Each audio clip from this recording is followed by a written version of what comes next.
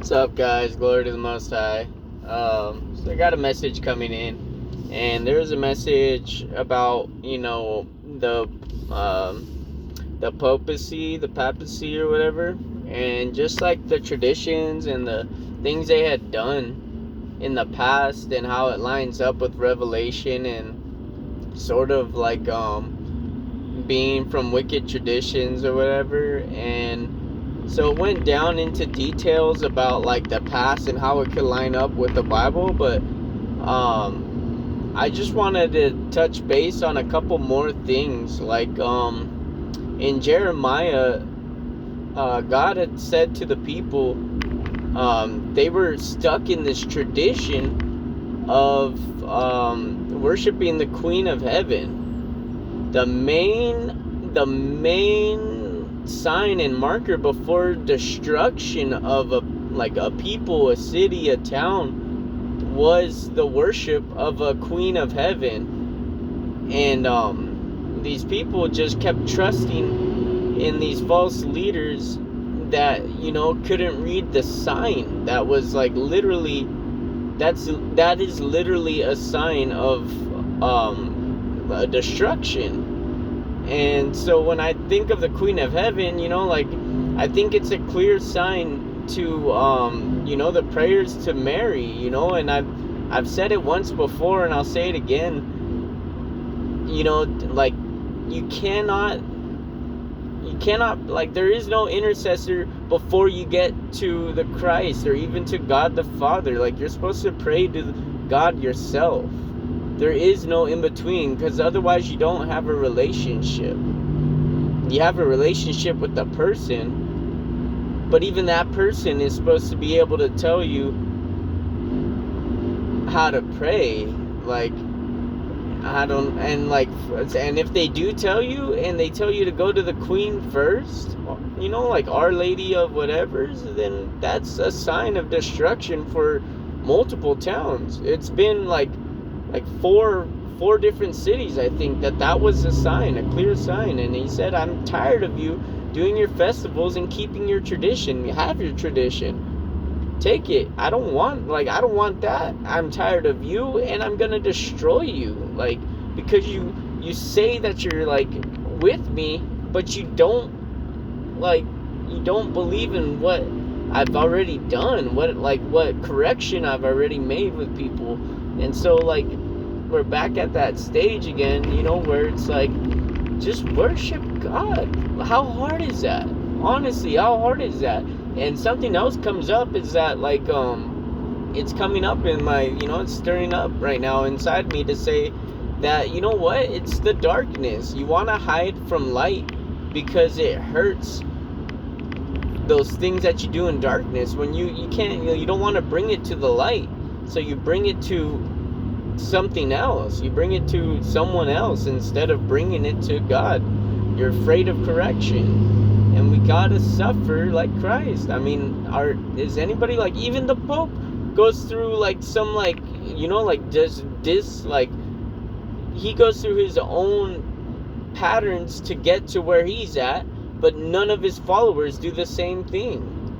So it's like, how do you, like, you want to talk to God, live like what they had to do. How come they don't teach that? Like, you don't need to go to school. Just read the stinking Bible.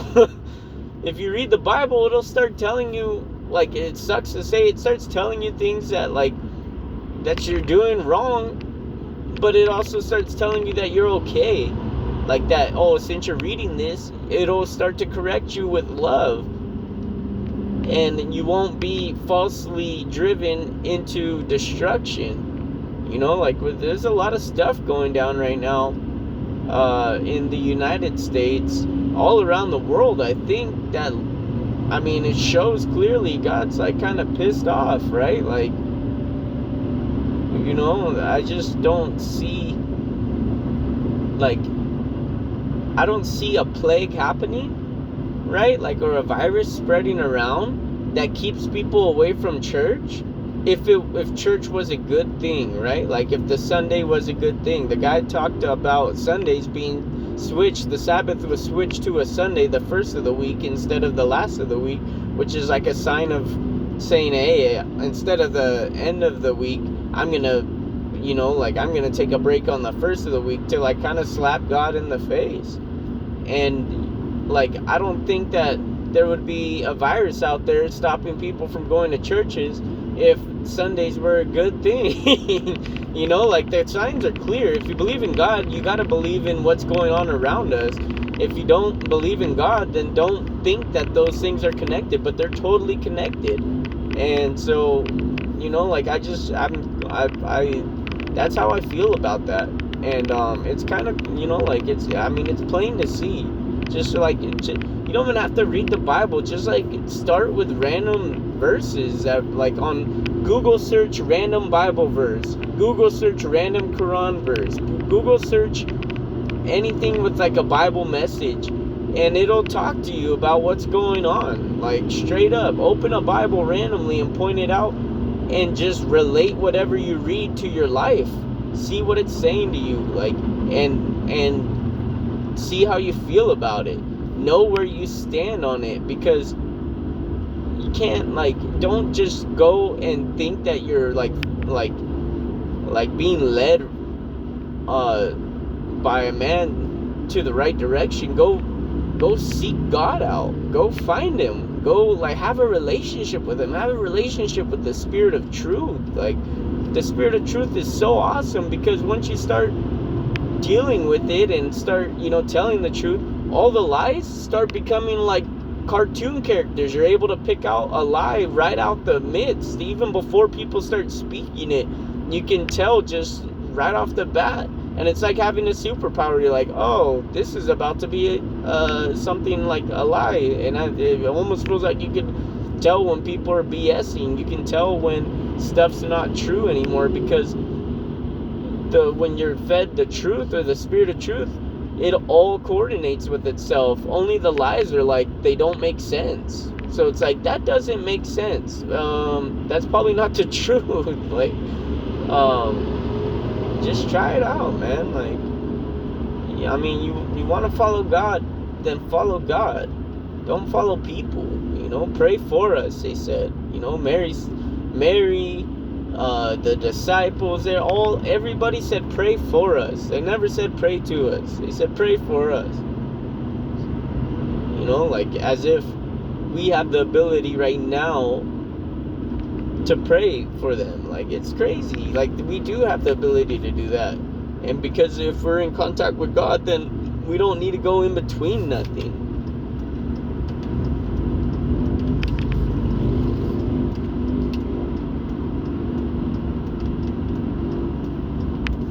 So yeah, sorry, that was a quick turn I had to make. That's how I feel about that.